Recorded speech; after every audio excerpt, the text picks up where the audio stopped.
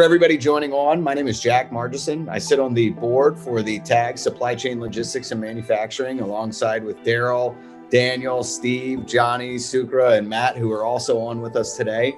What we're really going to be doing today and covering off on is a little bit about what we've learned and what we see kind of coming forward. I think everybody here on this call has sat in on a ton of Zoom meetings through 2020. And so we wanted to change up the format a little bit as this kickoff for this kickoff this year. In sessions past over the past year, what we've really done is found a panelist, found speakers, and really presented a topic that's top of mind amongst all of our respective organizations. And really are going to continue to do so this year. But we wanted to start it as more of a dialogue this year. So we're going to go through, a couple of us are going to speak about really lessons we learned, what we learned in 2020 as it applies to the supply chain logistics and manufacturing space, really a couple of our predictions for 2021 and what do we see coming. Now, a couple asks of our attendees today and what we're really looking for. We want this to be more of a dialogue today. We don't want this to be a static presentation. Really want to hear from you.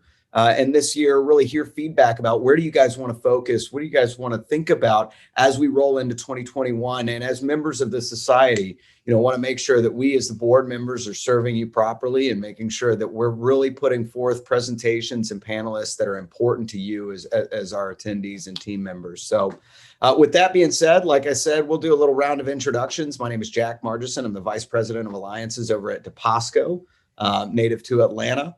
And I'll pass it over to Daryl to introduce himself. He's going to speak as well. After introductions, we'll go through and do about 3 to 5 minutes of what have we learned and a little sneak peek. And then we'll open it up to the floor for everybody to kind of tell us, what do they think? What do they not think? Are we right? Are we wrong? And really open up some good dialogue here.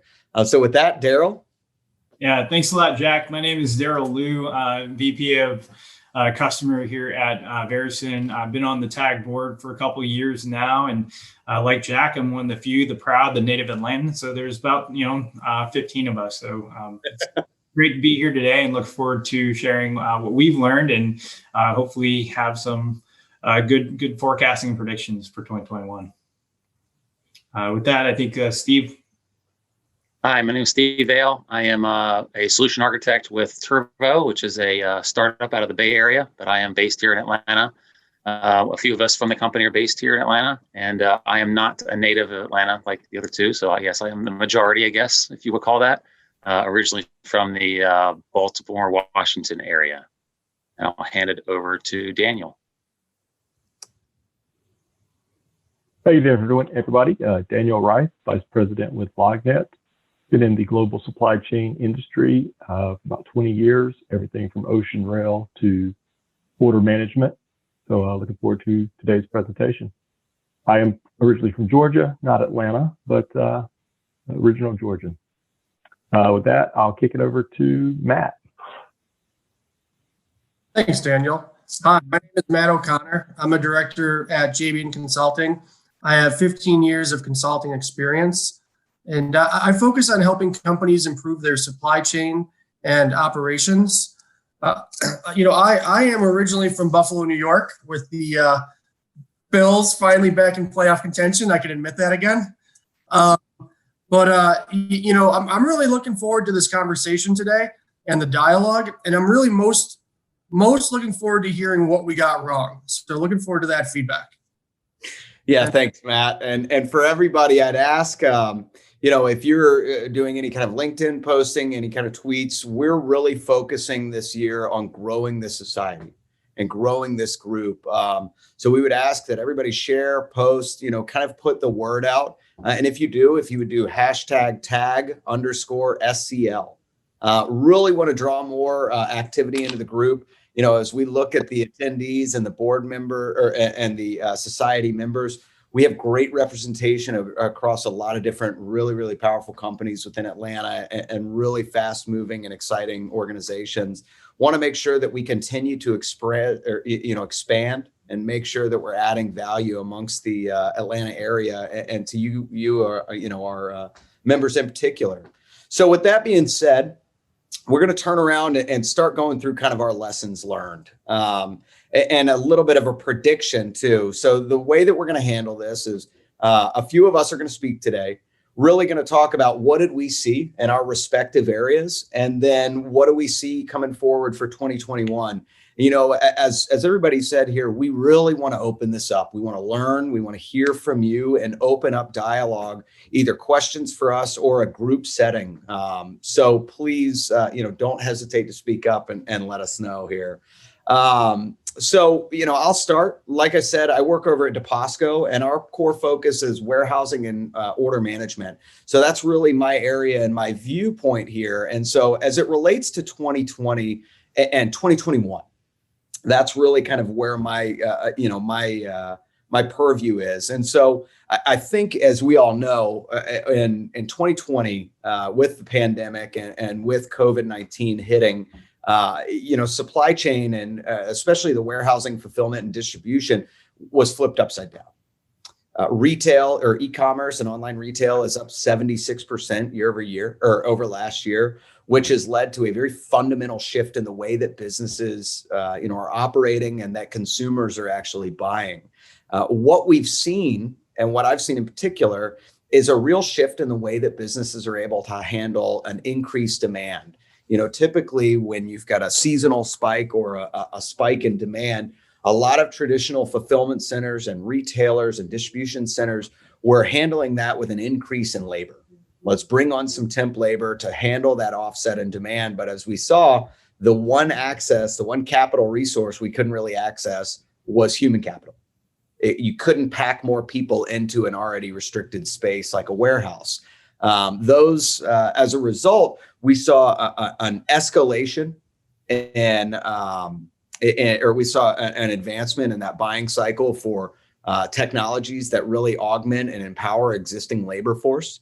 We also saw an increase in the usage of third-party logistics and a real boom in what we call the 4PL market.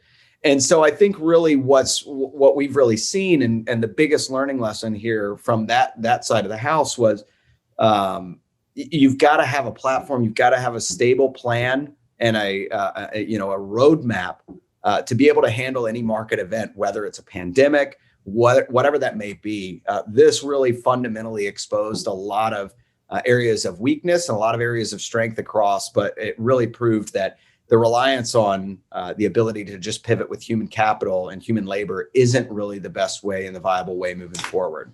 So what does that really mean for 2021? And what are we really seeing? As we said, it's been really accelerating and putting that reliance on a diversified sales, fulfillment, and sourcing strategy. But what we really see is, an increase in the technology investment coming forward. The digital transformation doesn't just apply to the workplace, but also that fulfillment space as well. You've got groups like Gartner and Forrester saying that buying cycle for supply chain logistics and manufacturing technology has been advanced by as many as 5 years. So if that was on that 5-year plan, it's now being truncated and dealt with in 2021. So an interesting time for our space as far as the technology footprint and the planning for a diversified sales and fulfillment strategy. So that's kind of what I saw in 2020, the flip. And then what I see in 2021 is going to be an advancement in that and a lot of aggregation of new technologies and adoption of new technologies to manage this. With that being said, I'm going to hand it over. That's kind of what my prediction was. I'm going to hand over to Daryl to go next here and talk a little bit about what his lessons learned were and what he saw coming too. Yeah, appreciate that, Jack. So 2021 was a really, really interesting year for everyone, as we can keep talking about, right? But, at the end of the day, for myself and our customers, we're helping a lot of customers in inventory management, master data management through AI. And what we've learned and what we saw was really that no company was truly prepared for the pandemic, right? And, some companies, however, they were fared much better than others because they've been really hoarding a little bit more cash on hand that really enabled them to weather the storm. And some of that was because, go backwards, about 12 years ago with the recession, that was such a big impact to a lot of companies and their supply chains. And obviously, over the last several years, the market has been on a tear, right? And so a lot of companies have been thinking about, well, at what point is this bubble going to burst? And a lot of companies were very much still hoarding a lot of cash, wondering when the camel or the straw was going to break the camel's back, right? But what they didn't necessarily foresee was the pandemic hitting and being such a powerful disruptor.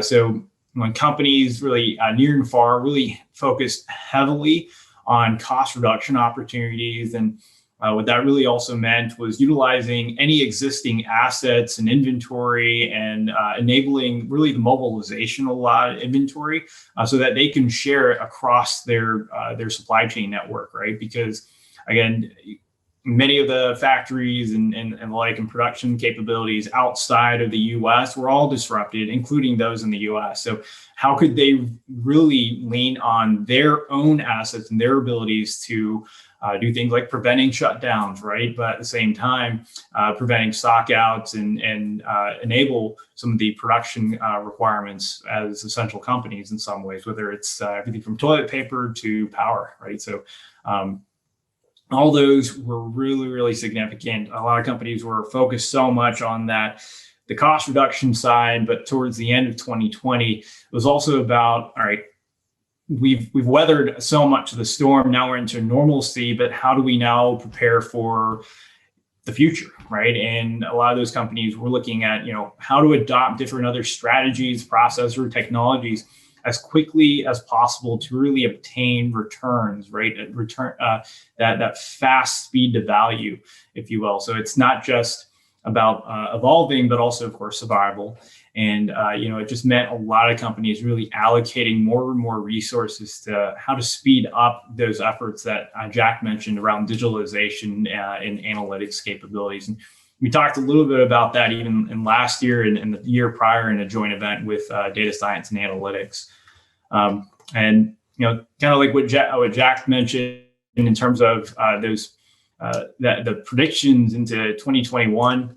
Just real quick on that. We can spend a little bit more time later, but as companies have weathered a lot of those storms and the worst of it, they're really looking into, all right, all the other volatility that may come as part of 2021 and beyond, right? So everything from everyone hoarded and bought a lot of materials last year, especially on the consumer side, and really trying to prepare for and mitigate the bullwhip effects, throughout. And, what do those companies, how are they going to be managing a lot of that risk? And, they've already been facing a lot of disruption in the prior years through, everything from global warming to trade tariffs to Brexit. And then all of a sudden, wham, you have pandemics. So a lot of interest in the analytics intelligence space to really build up some of those capabilities, as well as creating a more resilient and agile supply chain. And part of that will be, diversifying a lot of their supplier bases and making sure that, that they have that agility and ability to kind of plug and play a lot of the suppliers. So I guess, now I'll just hand it over to Steve again. Thank you, Daryl.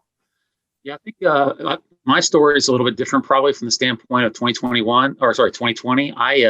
For that year, I was in the job transition mode. So I saw it from, a different perspective.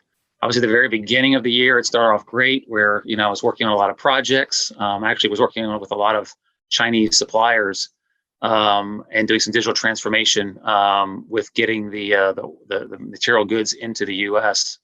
And obviously started to see in January and February to see that shutdown that they were having there first before it really hit the U.S. From a project standpoint or a need for technology standpoint. They still needed it, but obviously they were worried more about where their product was or why it was being held up or obviously plants being shut down. So obviously projects were being canceled, projects were being put on hold. And I was in the job market for a little while and, kept hearing in the job market about how it was great for supply chain people, supply chain's hot, everyone needs it and so forth. I think that was really true at the distribution center level, but not necessarily at the supply chain professional level. A lot of supply chain professionals, as well as consultants, were on the bench, weren't able to do much. So there was a lot of time in the supply chain world for those folks, besides obviously still managing the network and still trying to make sure that it didn't fall apart. Obviously looking at making sure that that risk or those reshoring situations were happening the right way, but they were also making sure that they were retooling and re-educating themselves a lot. So there was a lot of that going on for people that were, again, either on the bench or were trying to figure out what was going to happen next for them, making sure that their supply chain didn't crumble, or that they were able to get the goods where they needed to in the right place. So there was a lot of anxiety that I saw in 2020, and a lot of learning around that. Obviously, a lot of working from home. The whole WFH term really exploded as far as a term itself, and obviously the technology that involved that was real big, and a lot of things around virtual education and virtual conferences happened a lot. A lot of conferences were canceled, or they were moved to a virtual situation. Obviously, TAG ourselves, people that are involved with the board, obviously our events were canceled, or moved to a virtual world. So having to get used to Zoom, of course, and having to communicate with each other, like we're doing today, even into 2021. But those are some of the things that I saw that were different, and obviously have turned around a little bit. But obviously, some of those are still resident, with projects not coming back online. The hiring process is still slow. I think it's gotten better, but for a long time, the professional side, they weren't necessarily hiring a lot. They were holding pat with what they had. They were still taking in resumes, still thinking about it, but not necessarily we're hiring at the professional level. So those are some of the things I think that I learned, and some of the things I saw of how to pivot, how to turn your resume around, how to make sure that you could get that next job. And those are some of the things that I thought that were quite interesting for 2020. So I'll turn it over to Daniel next to talk his views on that. All right, thanks, Steve. So I look back at 2020. What really stood out to me was how COVID accelerated everything in the technology world.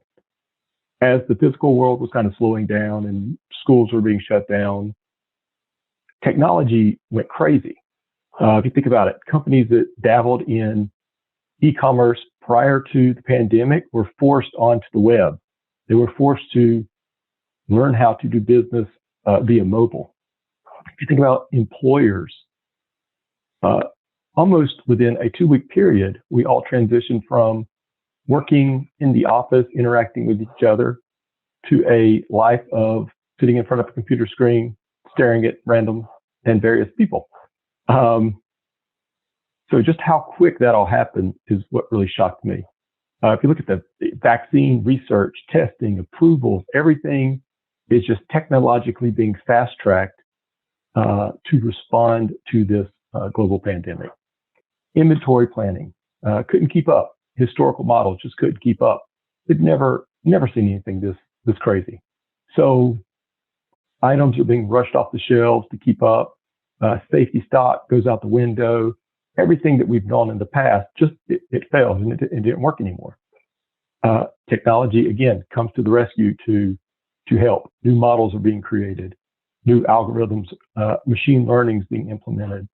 So for me, as a consumer, food delivery, other than pizza, became a real thing.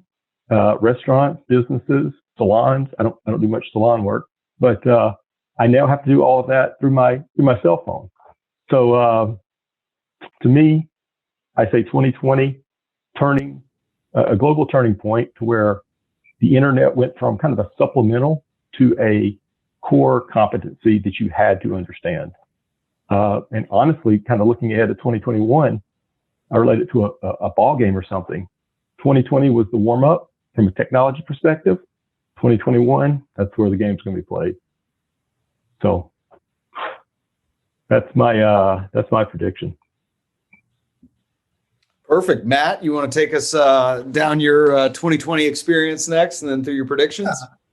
So I thought recapping 2020 in a nutshell was, easier than most years. As a single story, COVID-19 dominated the year. Due to the pandemic and great lockdown, as coined by the IMF, the U.S. economy entered a recession in February, and GDP is estimated to have declined by 3.6% for the year, below the trend rate of 2% and lower than 2.2% growth in 2019, according to Stifel. To me, the story was pandemic-related factory shutdowns, really around the world, disrupted supply chains for everything from parts to finished appliances. A quote from one auto manufacturer or one automaker: "We squeezed and outsourced everything. Then the crisis hit, and our suppliers couldn't stay alive more than a week without cash flow. Then belly up. Then no parts for cars, even when demand was back. And in total, we lost billions this year in lost sales. Doesn't hit as hard as actual losses, but still bad." And, following auto as an example, sales of new vehicles in the U.S. fell by 14%, even though there was a rebound in the second half. So auto sales tumbled by 34% in the first half of the year. And that was really about factories closing for 2 months, which cut off the supply of new vehicles. And then in the summer, when people did start buying again, they actually started to splurge. So low interest rates as well drove up sales, and according to JD Power, pushed up the average auto sales price to a record of just over 38K. So, again, it was that weird mix. And sales for auto, at least for GM, have improved every month since May. Automakers, again, as an example, still haven't been able to make up for production lost during their factory closures, and that's really kept inventory tight. That's also one of the reasons that buyers' choices have been more expensive vehicles. And a preview more maybe for 2021 is that supply will continue to lag demand. And then, what I noticed is most companies found themselves struggling to make large changes while also struggling to adapt to homework and its impediments, right? And major themes, they really included everything that we've talked about, but improving supply chain redundancies. A lot of people talked more and more about nearshoring and actually doing more nearshoring. And at the same time, increasing supplier diversity from a country location. And then, lastly, improved analytics, right? There was nothing, since everything was unprecedented, they couldn't really rely on historical forecasts. So they really had to improve their forecasting.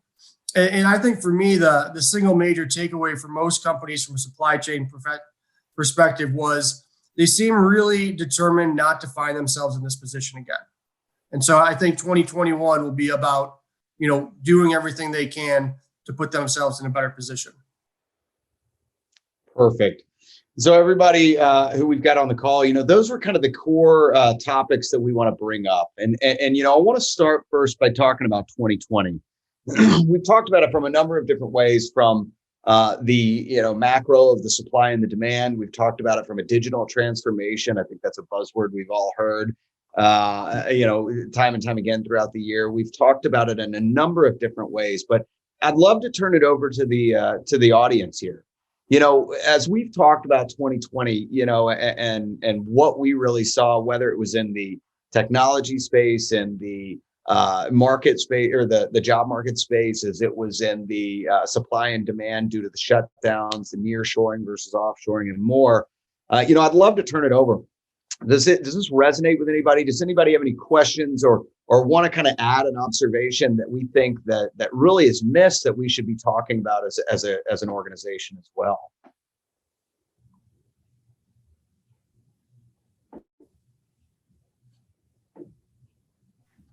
I don't see any questions in the Q&A session yet, so nothing there. But I guess I'll just reiterate, again, that part of this, a lot of people on this meeting are TAG members, and obviously interested in supply chain. If they're on this call, I'm hoping is the gist of it. So we're looking for, obviously, we have some events lined up for the first half of the year. We're obviously still planning for the second half of the year with events. So love to hear what kind of topics you'd like to hear more about. What you'd like us to either find some fireside chats or some panelists or some group conversations around supply chain topics for the second half of the year. What things you think you'd like to learn about or hear about. So obviously we'll talk more about some of the things we have for 2021 that we're thinking about. Obviously, I mentioned before about jobs. We are having our next event that's coming up that we'll talk more about at the end of this call is about careers and diversity and so forth. So that's one of our next one coming up. We're thinking about talking about digital twins and some more artificial intelligence stuff, and some more analytics as well. Again, we'll talk about those at the second half of the call here, but I'd love to hear or see some Q&A either in the chat or in the Q&A section of your control panel there, to be able to ask some questions of what you'd like to hear more about, or what you'd like us to think about for the second half of the year. But do we just want to talk a little about 2021, I guess, a little more while we're waiting for some more conversation from the audience? Sure. Yeah, I think that would be good. And, everybody on the call, just as Steve reiterated, or to reiterate what Steve was saying, really want to hear from y'all. Talk about what we've kind of covered off on, but also really want to focus this year's sessions around either these learning lessons or these 2021 predictions. So, the more involved we can get, the more that we can make this a benefit to you. But, Steve, why don't you tell us a little bit about your predictions for 2021 while we wait on the Q&A? I do see one question. Okay. Yeah. So, this is from Alexandra, and I'll read it out for everybody. And it's, what are some of the most effective applications and use cases of emerging tech like IoT or advanced analytics for improving supply chain optimization? And I think, Daniel mentioned a couple pieces, and Matt both, that I think will be interesting here. But, I think the reality is, especially as you look at advanced analytics, or Steve, if you want to go ahead and answer this one, did you want to address that? No, I'm fine with answering that. I actually hit the wrong button on there. I was saying I thought we were answering it live. Okay. So now I'll let the others jump in first. But I do have some comments, I guess, on that as well. Yeah, I guess if I were to just go ahead, Daniel. Yeah, let me take a stab at that one. So when I think of effective applications and use cases for emerging tech, I think it comes back to the basic, the track and trace, the visibility, the being able to know exactly where your product is at any given point. The advanced spin that we're going to see in the coming years is going to be around this Internet of Things. It's everything's connected. The warehouse is connected to the truckers, to the dispatchers. So there's seamless communication. I hate to say it, without as many people sticking their big hands in the middle of things. And I think that's where companies are going. They're trying to figure out, how do I do this with less of a human impact? Because I have seen in 2020 what happens when, to Jack's point earlier, the humans aren't able to flood in droves. We just couldn't do it. So I think that's a big one. Fundamental track and trace visibility, especially in your international markets. Yeah. Does any of our other members on the call have anything to add to that, to what Daniel was saying? Well, I know that we're going to talk more, I think, about this topic as a whole when we all talk about our sort of forecast for 2021. I do think we're seeing a lot more in digital exchanges and digital platforms. They seem to be on the rise. One of the things that I'll talk about more as well will be, again, the rise of 3D printing. It's been around for a while now, but companies are continuing to adopt it throughout a lot of different industries. Yeah, absolutely. And Alexandra, I think one thing I want to hone in on is, you said, what are some of the most effective applications and use cases? Daniel talked about the real-time tracking of that and tracking that product in real time across the board. I think I couldn't agree more. I think you're going to see a lot more in-transit rerouting becoming a thing as a result of that. One of the things that we noticed in this pandemic, you just look at the massive volumes in the shipping lanes that have been picked up, whether it's domestic or on the international side. Now, obviously, the international dropped down significantly as we were in more of the preliminary 2 quarters of the pandemic. And we see a little bit of an emergence there. But I think to that real-time tracking point, and as we talk about the effective applications and use cases, what's going to happen here is just speed to delivery, speed to value on all of these pieces, making sure that whether you're brokering it through a 4PL or a 3PL, or real-time rerouting that truck and saying, hey, it's on this vehicle, and it's going to this facility. Let's cross dock that and turn it right back around because somebody's canceled their order and more. I think we're going to see a large level of interconnectivity that drives a more real-time supply chain and a live look. So I think as we look at the businesses and the businesses who are going to succeed in that, it's the businesses who are moving to more kind of cutting edge platforms from a perspective of supply chain there.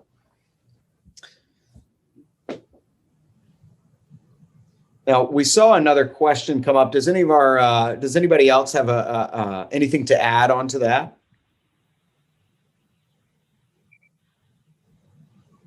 Perfect. I do have one other on the advanced analytics topic. I think you're really going to see a use case more toward the machine learning and autonomous analysis, to where the systems are set up and they are running hundreds and thousands of scans across global supply chains to identify in advance where's the potential threat coming from. The technology exists today. There aren't very many companies that have invested to the extent that I feel like they need to predict this in the future. So advanced analytics, people are going to be involved, but I think the ability to scan entire networks real time constantly and highlight the problem before it shows up, that's going to be critical. You know, I think there's a comment that just came through from one of our members that's really interesting, and I think a lot of us in the space that we are supply chain logistics and manufacturing professionals have probably seen this, and it's a kind of a tough thing to work on to admit to, but this has been a phenomenal year across the year for many businesses in our space. And somebody who's on our panel or on our team from Appian just said, they're a technology provider who helps organizations adapt quickly with rapid workflow solution development, leveraging AI and machine learning. And it's been one of their best years ever. And they said they're interested in hearing from the panelists and attendees where they feel like their use cases are in 2021, so we can look to address them. Track and trace, for example, is already a solution in the market. And I think this is really a great kind of extension of this conversation is, we're all in the space right now. And I think a big part of why we're in this panel and why we're in this session is to see those predictions and plan for 2021 as experts in the industry. So I think that's interesting, and focusing on, going back to that original question of what's the best use case. I'd love to hear if everybody could drop into the Q&A, what are some use cases that you've found that are already picking up? What are you seeing that's already driving demand that you didn't see in 2020 or 2019? As we talk about those use cases, like Daniel was talking about, that real-time tracing, that real-time tracking across the board and more. So yeah, definitely interested to hear. And if we drop it into the Q&A, it'll look like everybody can see that.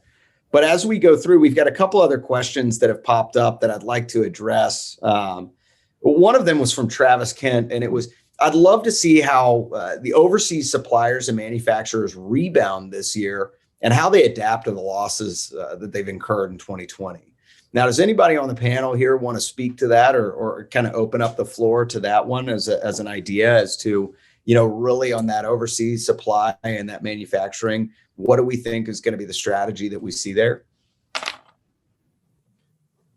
Yeah, hey, this is Daryl. So, we have several international client customers and partners, and one of the areas that we've been seeing a lot more investment, and this enables really companies to think more holistically as a single supply chain, where I think for many years, a lot of companies through acquisitions or otherwise have really been distinctly separated by geographies. And there's a big push right now for a lot of companies to actually right the ship for master data.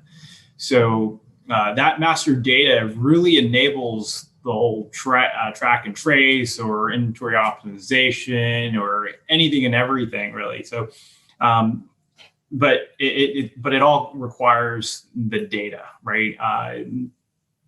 Trash in, trash out kind of scenarios right now where you don't really have great orchestration or harmony across a single entity. So everyone's kind of fending for themselves, very much in their own kind of, again, geographic or even business units. And I think a lot of companies, in order to find that agility or build that agility and resilience, what we're seeing is a lot of folks trying to now orchestrate across the entire enterprise and working really as a single supply chain, or even being able to look at not just a single enterprise, but even across sister companies. So, from a master data perspective, how do you ensure and have that ability to have that visibility across those different parts that are currently today very much disparate? And we see a lot of folks who are trying to really accelerate in that area, and they're building out that capability where, for the longest time, they've been wanting to do it, but it didn't really provide a clear ROI. And so a lot of master data management projects typically fail or never get off the ground because they start looking at things that have direct ROI, right? But when now, as they have this opportunity to really understand the effects or the lack of ability to orchestrate, they're finding that those are now creating those use cases and that ROI to pursue some of those master data management efforts. And, just one thing to add on to that. So, how overseas suppliers and manufacturers will rebound.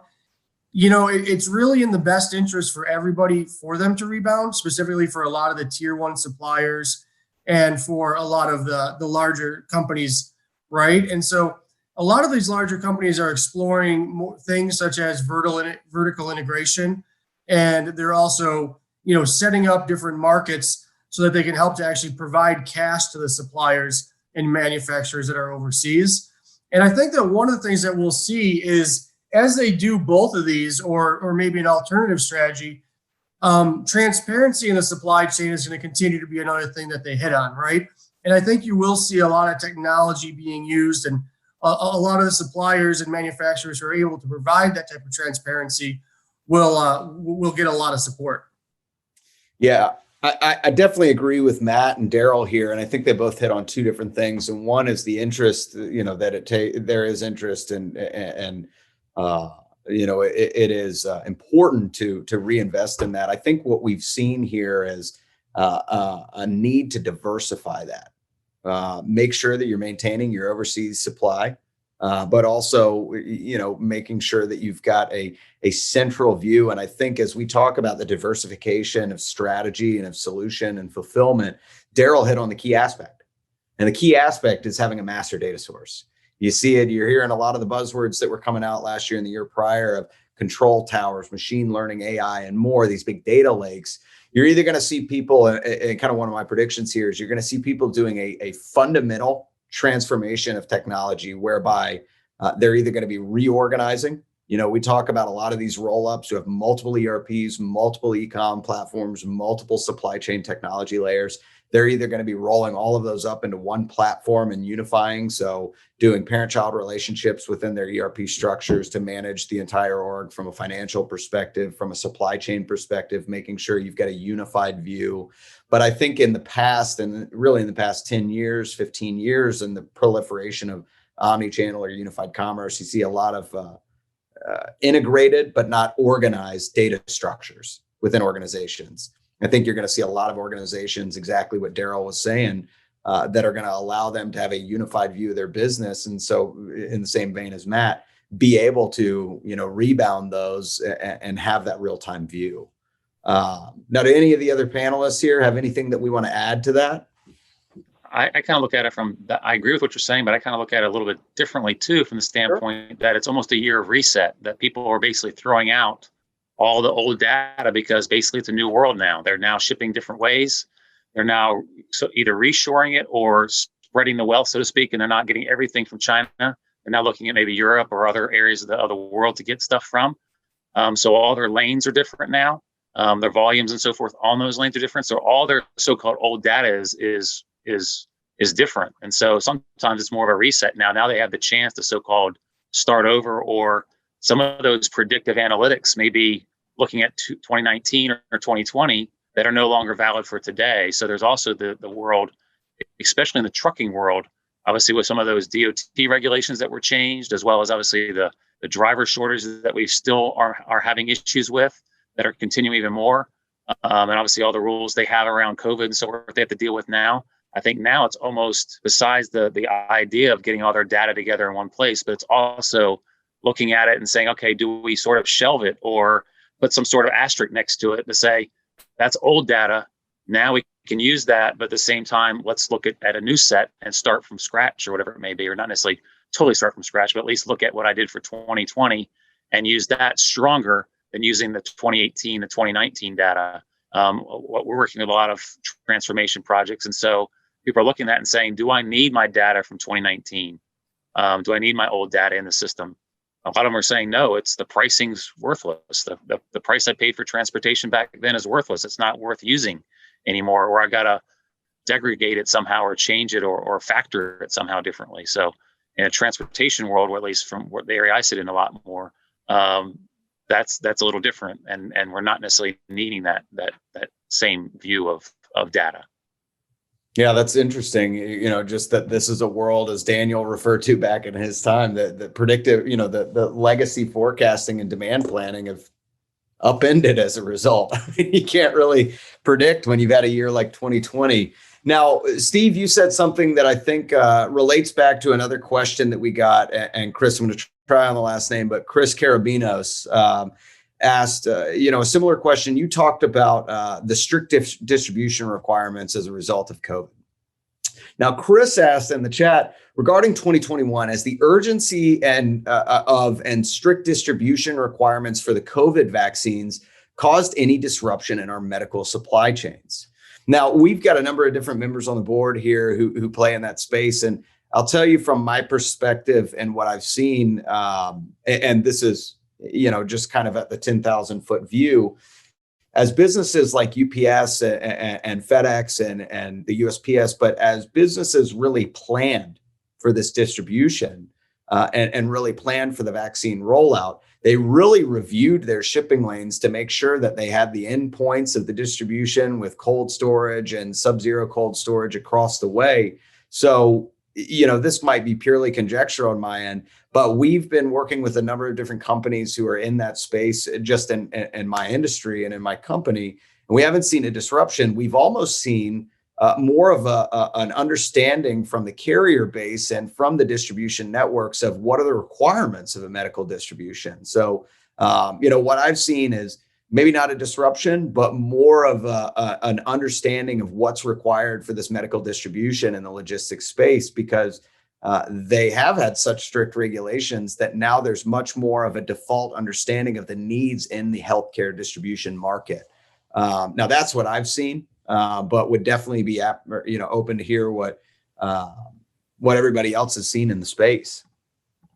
Yeah, I haven't seen anything specifically, but I would imagine, based on some other research and the like, and is that it's less of probably disruptions as much as it is actually expansion of medical supply chain capabilities, right? The COVID vaccines that exist today, especially like that Pfizer one, like has such strict cold requirements before and something outside of any other vaccine that it's now just saying that, hey, we need to add this capability, right? And it goes rather up and down that supply chain because in order to enable folks like Africa, what does that mean? So the expansion also enables a lot of great innovation. So I saw something where they're using a lot of solar powered refrigerated kind of storage units for the distribution of said vaccines in Africa. So I don't know if I haven't heard so much of the disruption as much as I've heard more on the expansion and innovation to deliver those types of capabilities. Yeah. Does anybody else have anything to add to that? I think it sort of depends on, obviously with the Pfizer being at such a low temperature compared to some of the other ones, I think that is going to be, I think if we see what the Johnson & Johnson comes out with, or obviously this, we're talking about, I don't know how true it is. I'm not really up on the details as far as if we're going to run out of vaccine soon. and we need the Johnson & Johnsons of the world and other newer vaccines to come out, what the temperature controls are or requirements are for those. So I don't really have a sense of that personally myself to know. But I do wonder, if the other ones are not going to require that harshness of a temperature, that a lot more players can be involved. A lot of the refrigerated food distribution people and so forth, they do that. They typically don't have the freezers to be able to go that low of a temperature. But if it's the Medinas or the Johnson & Johnsons have a less restricted temperature, I think you're going to see a lot more of those players get involved in the market to help with that distribution that can't really help out, Pfizer so much because of that deep freeze that they require. That maybe the UPSs of the world have more capabilities than maybe the cold storage folks that do food and other things like that and have to have a temperature, but not necessarily have the capacity for that low of a temperature. Yeah, I don't want to speculate really around something like the COVID vaccine supply chain, but I will add, I think it's a pretty insightful comment. And, there was a lot of medical procedures this year that were delayed because of COVID, right? A lot of the non-essential procedures, hospitals weren't accepting patients. So as that kind of gets more back to normal, that too will cause a spike in certain products. Sure.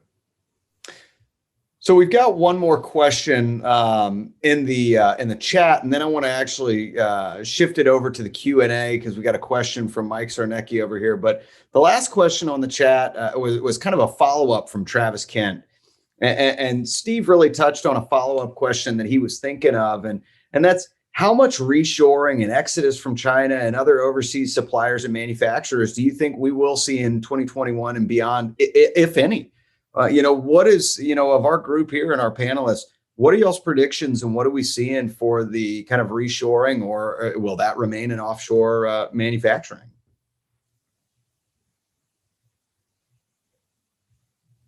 This is drawing on some of the events that we've had in the last couple of years with the Data Science and Analytics Society, when we've talked a lot about disruptions. It actually really started a couple of years ago where there's a lot of discussions and questions about disruptions that are being caused at that time. That was, again, prior to COVID. And actually, that was about 3 years now. But it all came from a lot of the trade wars, right?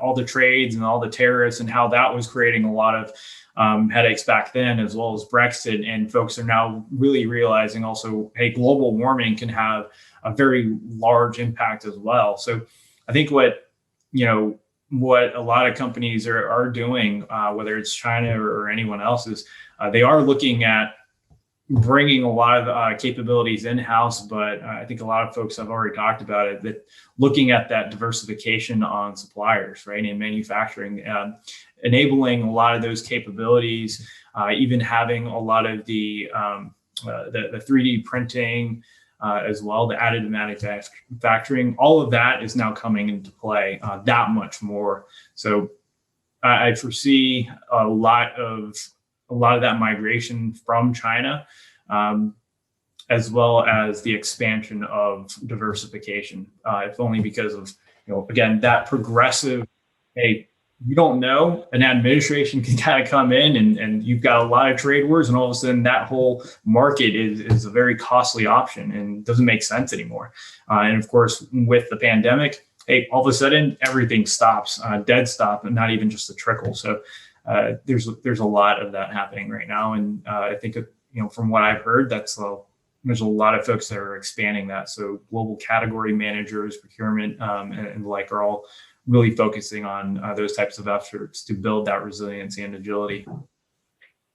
Yeah, I think an industry in particular, as it applies to the trade wars, that you mentioned, that's really going to see a big impact here was really the automotive space. In our space, as the trade wars picked up, 3 years ago, 4 years ago, or 2-3 years ago, I guess. I think with you, Daryl, it's hard to remember how many years ago anything was after 2020.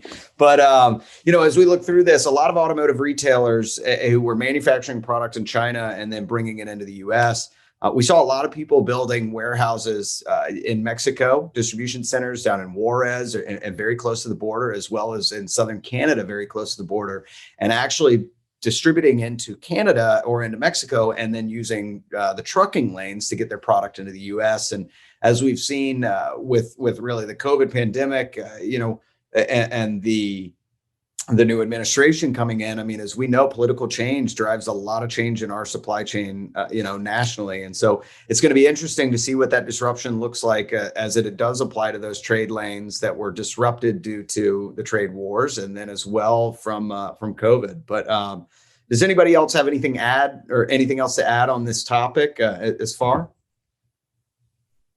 I'll just again add around the 3D printing, right? And we talked about both automotive as well as the medical supply chain. So, non-traditional manufacturers and community responders helped address shortages in PPE during COVID, right? And so there were actually 3D printing exchanges set up by the NIH and others that, again, really actually helped to fill a gap in PPE material, right? And then, again, you bring up automotive, right? So different automotive and aerospace individuals have been using 3D printing, and it's also been increasing, right? So one of the things that they use it for is spare parts for old cars or cars that are no longer in production. Another thing that they use it for are for, handmade to order as well. But, I think that all of these avenues, and that's probably the story, is all those other avenues are getting more and more interest. Absolutely. Any of our other panelists want to have a question or want to add to this topic? Yeah, just one more point, because I saw a couple of other folks really talking about this as well, as robotics, right? So one of the chief reasons why you go overseas is because generally labor is cheaper, right? And what the pandemic has also shown is that you can't just always rely on labor, especially with the pandemic and the like. So kind of part and parcel to not only building agility, but also having better understanding of things like lead time, right? That a lot of companies we've been talking to are automating a lot more. So not just, what are some of those analytics and those, AI and ML, but everything from IoT and those sensors down to also the robotics of pick, pack, and ship, right? There's a lot more investment in there because now versus prior years, you actually have a lot more of the technological capabilities, right? And you see a lot of this through the cloud services now that are now available, a lot of the AI, a lot of the visual recognition now. So all of that being fed because we're now at this precipice where technology is available. It's now cheap enough to develop all these different machines based on like a Raspberry Pi, right? Type of sensors or otherwise. So I think that resiliency and that onshoring is going to accelerate more, and it's also going to unfortunately come at largely or potentially a cost of in terms of labor anyways, because it'll be driven a lot by a lot of that automation robotics. Yeah, Daryl, I agree. I think the robotics have been proven to be no longer a novelty in the space or something that only the top players in the space can afford. You look at the growth of companies like Locus Robotics and Six River Systems and more over the past year, and it really proves out, I think, exactly what you're saying. Now, we've got 5 minutes left on our scheduled time here, and we've got a last question that I think everybody in the space, would be interested in as well. And this is from Mike Sarnecki, and it's, how has the pandemic affected companies' IT integration roadmaps related to introducing new products and services? And how do you see that moving through 2021? I think we've touched on a couple things, whether it's new forecasting models and products that are going to be coming out, advancements in robotics and more. But I think the fundamental pieces that I would really see is if the business doesn't have the ability to adapt quickly to market events, then and if they struggled with that during 2020, I think they're going to be moving to a platform or a foundation that allows them to be more agile in the space and pick up and drop down new sales channels, new distribution channels more rapidly, such that they can event and move quickly. But I'd love to turn it over to the panelists and see if there's anything else here to add. I'll take a quick stab at that one. I work with a global IT company, and our integration roadmap has not slowed down at all. It's actually sped up. There are more partners lining up to work with us because the ultimate customer need is growing. So we're bringing on new partners, new integrations constantly, and I foresee that speeding up even more in the near future. Yeah, this is Zara. So we've grown, actually almost doubled just during that time. And if you kind of pay attention to a lot of the startups and a lot of the, where the capital is going, right, from a venture capital and private equity, there's a lot of interest in those companies that can accelerate the digital, right? And it's not just, you saw it in non-supply chain worlds like the Zooms and the Pelotons and the like, but you're going to continue to see that and really a lot more of that investment and in the companies that are doing and then the company, and all of that is because of the large enterprises that need to be more agile, and all those other enterprises that's needing to accelerate a lot of their digital roadmaps to build in those kind of capabilities. This is, if anything, also provided a lot of CIOs, CTOs of those organizations with a little bit more of that ammunition and capital to invest. Perfect. Well, hey, as we are getting up to time here, want to talk about a little bit about what we've got coming up for the society and want to hear from you as well. My ask is that if any of these topics have really struck a chord and you want to continue on this discussion, please drop it in the chat as we wrap this up. We're going to be saving this and really making sure that we're reviewing it. But like we said, our goal is to serve you and serve the members of this society and make sure that this group and that this society is really benefiting you in your day in and day out. So please let us know what you want to hear, who we can get to the table, how we can get, add more value in your daily life and make it worth showing up to a new Zoom event like we have for a year. But Steve, I'd love to turn it over to you and see, you want to talk a little bit about what's coming up and some of our next events and kind of what to expect coming down the road? Sure. Yes. But I'll also piggyback on what you were saying as far as even after this event ends. I know it's going to be recorded and maybe back online, but just for people that are online and again, want to talk more. Again, I think a lot of us have our emails on our society page.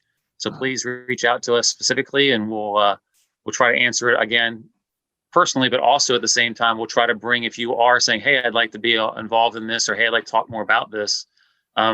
We can bring that up to the rest of the board members on our routine calls to actually look about creating a program or an event around that. So definitely definitely reach out to us. A lot of us have our emails on our page, so please reach out to us. But I'll turn it over to our next event again, like I mentioned earlier, is around careers and diversification or diversity. And I'll let Sugra and Johnny talk a little about that one. Hey, thank you so much, Steve. Thank you, everybody, once again for attending today. And we really have a super exciting February event lined up. We have a fireside chat on diversity, inclusion, and careers. And we have two amazing panelists that are going to be part of it. We have Kris Oswold, who's the VP of Global Supplier Diversity, who brings about 21 years of experience. And we also have Tracy Pointer, Talent Acquisition and Inclusion and Diversity, and she brings over almost about 31 years of experience. So we hope that you guys can join in, and it will be, have a one-on-one dialogue with them. Perfect. And also we're planning towards the later part of the year. We have our routine event, if you will, our third iteration of our event. And I'll let Daryl talk a little about that if he can talk about it just for a minute, what he's thinking about there at a high level.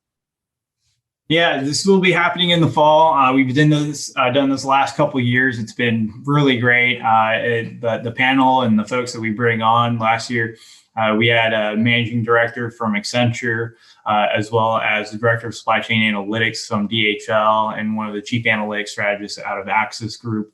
Really leading. Last year's event was how supply chain and data science are preparing for disruption. This is, again, as I mentioned a few times today, this is a joint event with the Data Science and Analytics Society. So a lot of what we talked about today is, a lot of the analytics, a lot of the, how is AI, ML also helping influence, and that will be continue to be the theme, the overall theme, given that this will be, again, a joint event, likely in the September timeframe. So if you have any specific subject areas or otherwise that you'd like to talk about or like us to talk about, I'm happy to take a look at that. And if you would like to even consider being a panelist, happy to also talk to you in that way. So if you have any questions, as Steve said, email should be on the tag board website, and I'll look forward to a really great event again coming in the fall. Thanks everyone for joining today. Definitely appreciate the Q&A and the response from everyone. Hope it was worthwhile for the time you spent. Definitely, like I said, we're looking forward to seeing you again in February. I think it's February 11th. Is that right, Sugra? Yeah. For that. So again, that's on the tag calendar, so you can sign up for that now if you want, or anytime before that point to attend that event. But again, we would like to have a couple more events for the late spring, early summer, as well as for the second half of the year too. So please suggest some ideas. We're going to be looking for that, or for next year as well. So definitely please keep us in your thoughts and keep some ideas coming to us. I'd love to hear from you as fellow tag members. So thanks again for joining today, and have a good evening. Thanks again.